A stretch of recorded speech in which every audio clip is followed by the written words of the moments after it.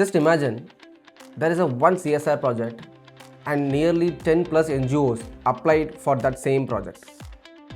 And there are a lot of filtrations, and there is only one NGO is going to be selected based on n number of reasons.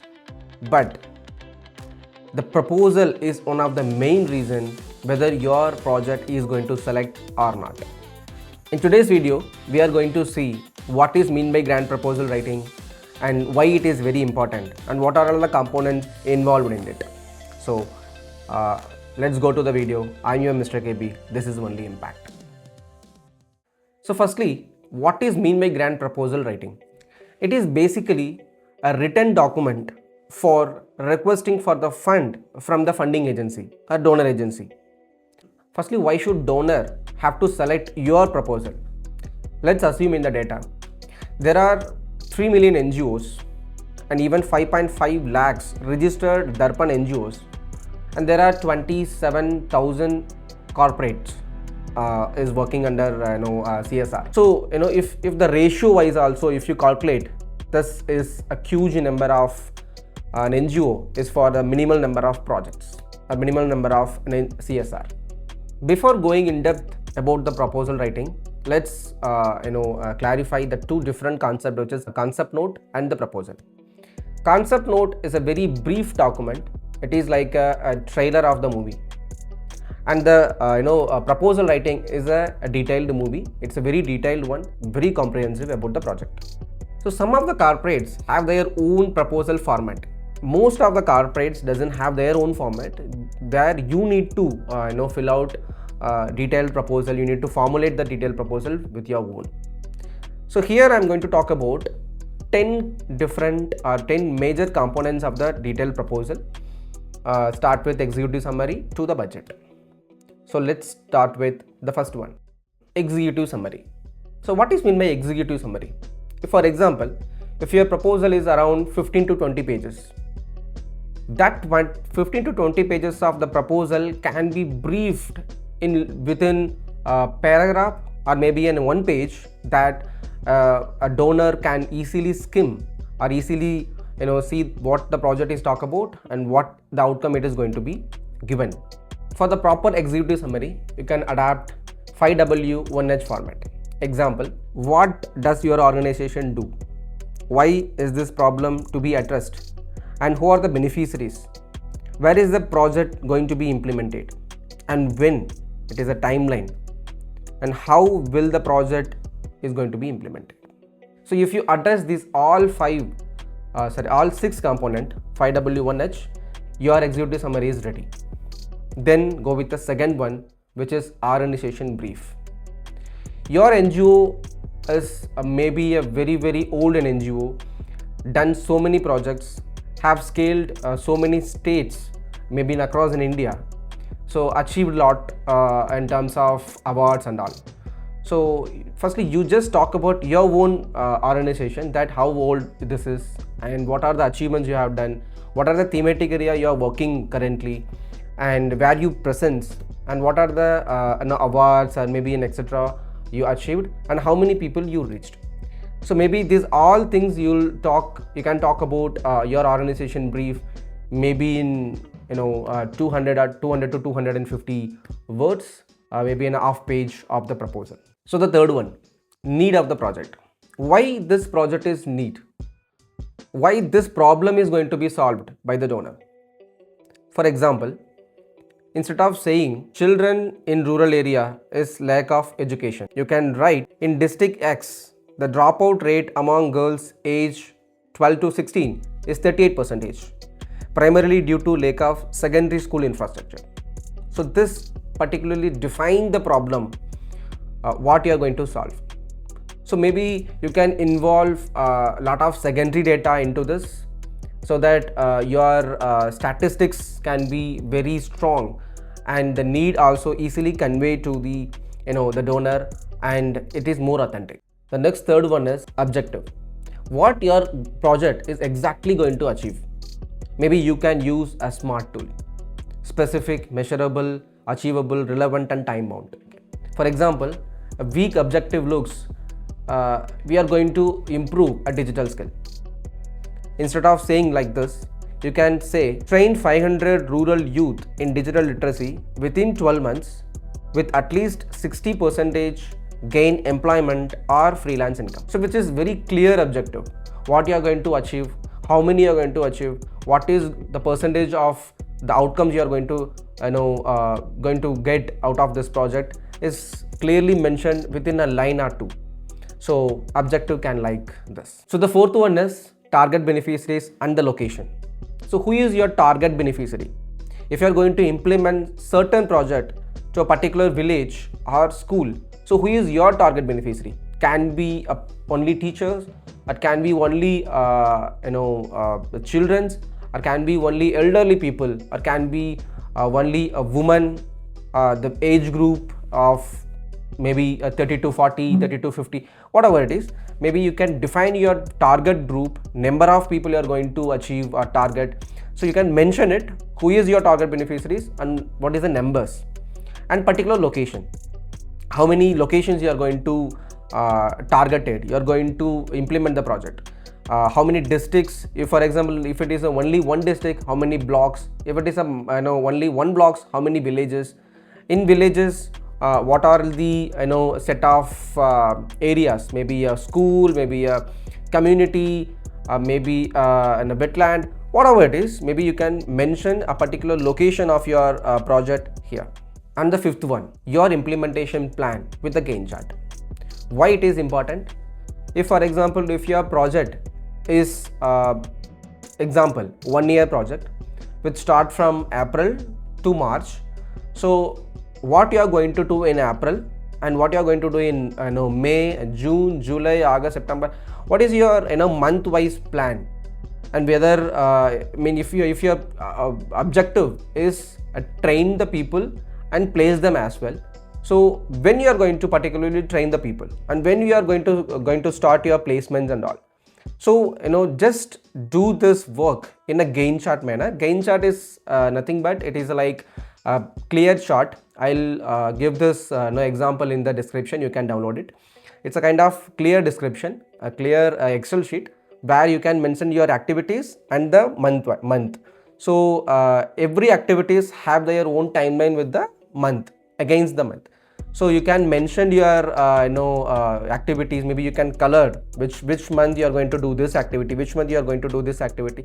So this is a clear picture within a page, within a glance, that when you are going to start, when you are going to achieve your outcome. Sixth one, role of the partner. So here partners means the NGO who is going to propose this project, the partner, the agency. It can be a government, corporate, or maybe a foundations.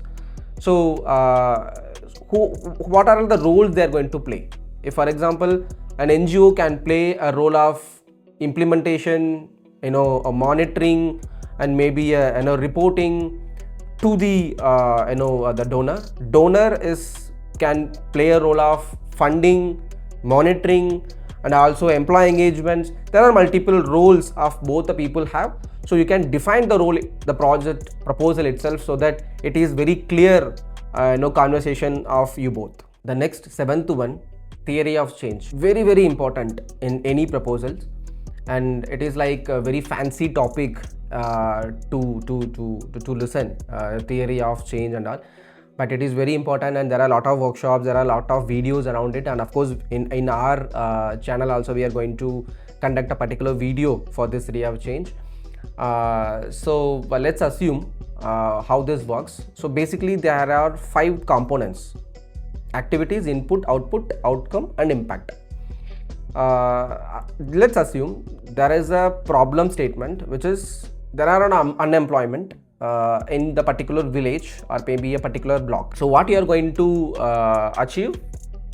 Employment, right? There is an unemployment, you are going to achieve an employment or financially independence. So that is the impact you are going to achieve, and the problem you have identified. So how you bridge this? So right, that is how this theory of change works. So the next one is monitoring and evaluation. So how you are going to monitor?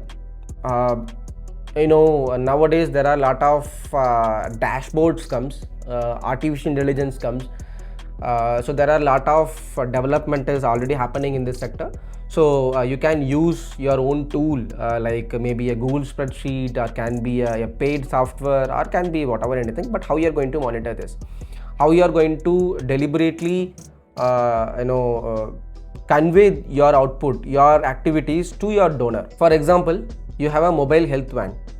So that van is going to be operate on a day-to-day basis. On the entire year, the van is going to be functional across the block or maybe a district. So how we are going to convey this to your partner?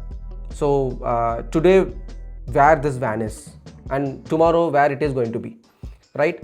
So this kind of monitoring and evaluation, you're going to convey, because nowadays a donor obviously need this kind of transparency and the accuracy of the data.